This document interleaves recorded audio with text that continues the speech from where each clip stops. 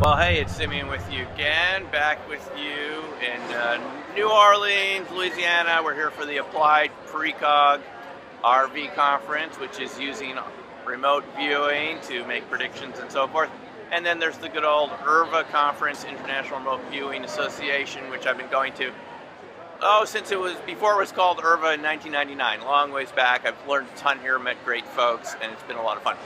So, one of the issues that came up today in the conference, which I thought we should talk about just for a second, is remote viewing, what I like to call resonant viewing or virtual viewing, is it something that you learn to do, or is it already built in and you need to unlearn your bad mental habits that you learned in school about overthinking things to remove layers of noise in your mind to get to something that you already have? So, is it intrinsic to us to have these subtle senses to be able to perceive information from things at a distance, across space and time?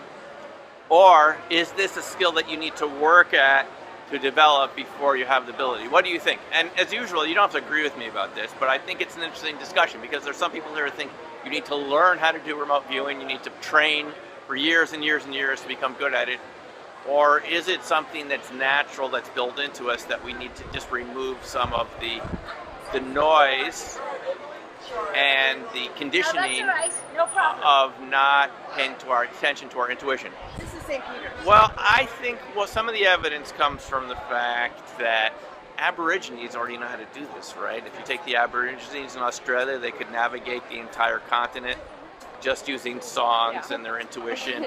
We know about the Pacific Islanders. I mean, this is something I've written about in Opening Minds, Planetary Intelligence. The Pacific Islanders were able to navigate the entire Pacific Islands all the way to Hawaii, maybe some people say even as far as Latin America, from Polynesia, just using their intuitions and paying attention to stars and the way birds are flying, wind patterns and waves and so forth.